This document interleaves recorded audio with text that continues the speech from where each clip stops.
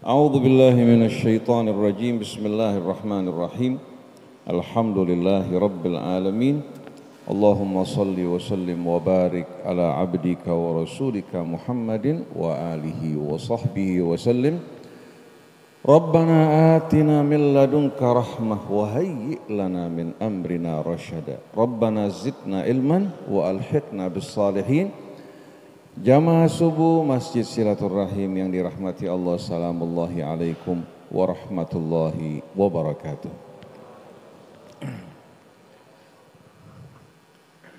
Banyak orang-orang yang berbuat kezaliman beranggapan apa yang mereka lakukan, apa yang mereka raih dari kemuliaan, kedudukan yang tinggi akan dapat melindungi mereka, menyelamatkan mereka dari azab dan murka Allah Subhanahu wa taala. Padahal seseorang yang membangun bangunannya di atas kezaliman mirip dengan seseorang yang membangun bangunannya di atas pondasi yang rapuh dan miring. Semakin tinggi bangunannya akan semakin cepat menuju kehancuran dan keruntuhan. Allah Subhanahu wa taala yang telah menciptakan kita semua mengharamkan kezaliman sekecil apapun dari dirinya. Dan Dia haramkan perbuatan ini untuk berlaku di antara kita sesama makhluk Allah Subhanahu wa taala. Jangankan antara manusia dengan manusia, antara manusia dengan hewan. Apabila dia melakukan kezaliman, Allah akan hukum dirinya.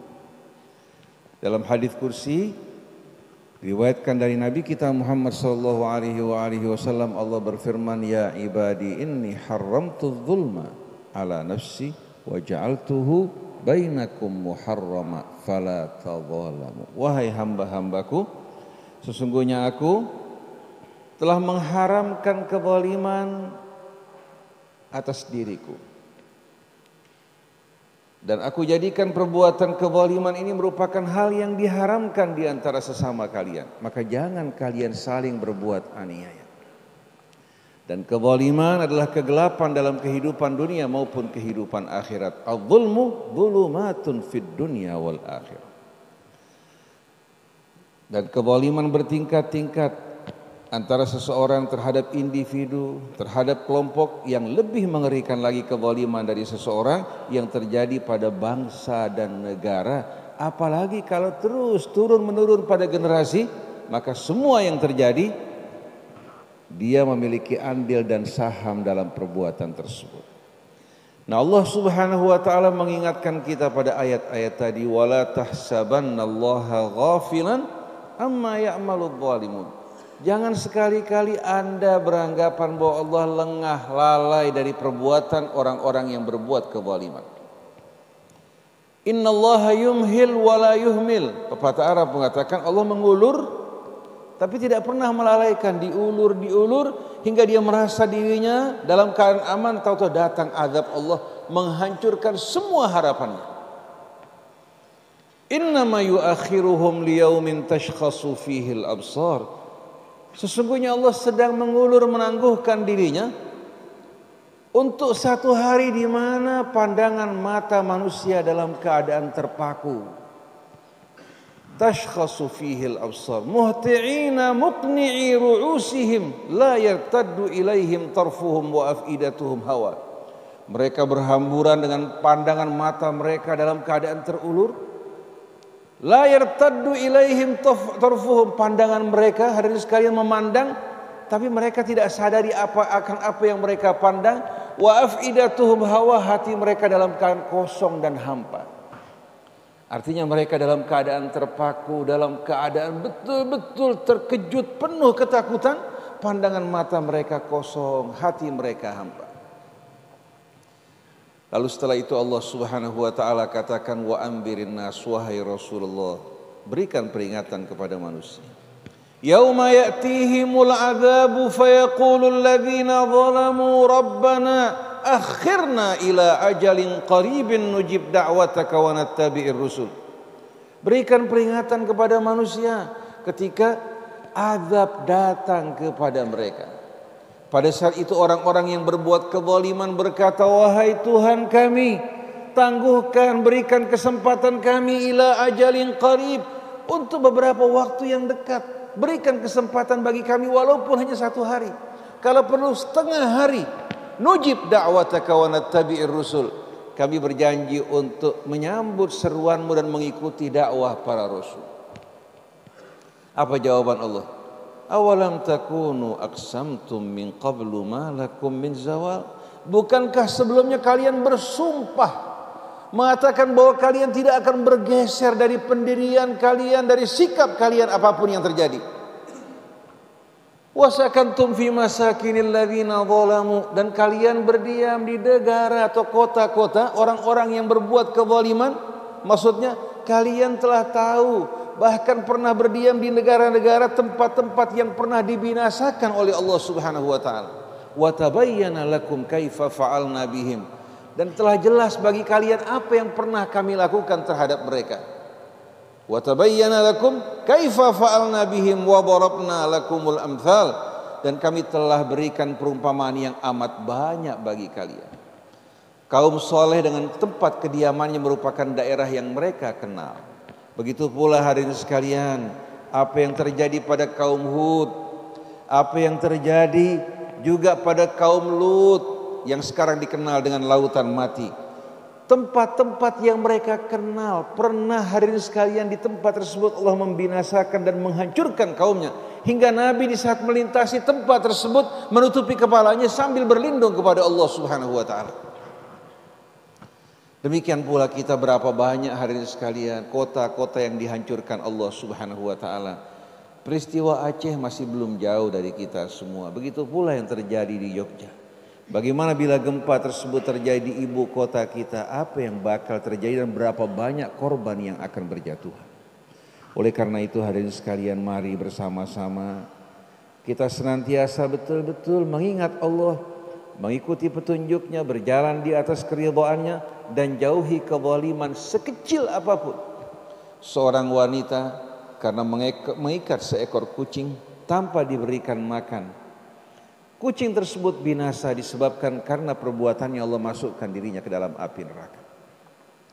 Tapi seorang wanita yang berlumuran dosa menjual tubuhnya, menjumpai seekor anjing yang haus dahaga, diberikan minum, Allah Subhanahu wa taala berikan petunjuk padanya dan ampuni dosa-dosanya. Oleh karena itu, ittaqu adz-zulma.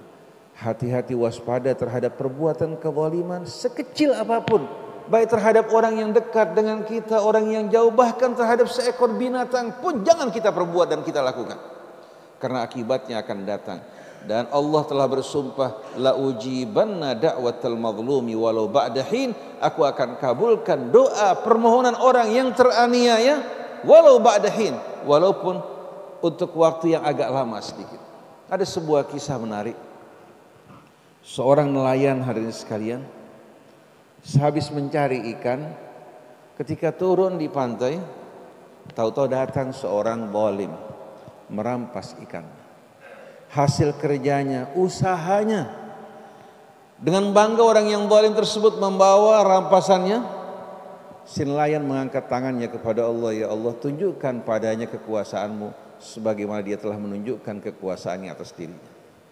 Subhanallah, ikan tersebut yang telah mati, ternyata Allah hidupkan kembali menggigit dirinya. Dia binasa hanya karena gigitan seekor ikan. Allah kuasa untuk memerintahkan virus, bakteri dalam tubuh kita untuk menggerogoti kita sedikit demi sedikit.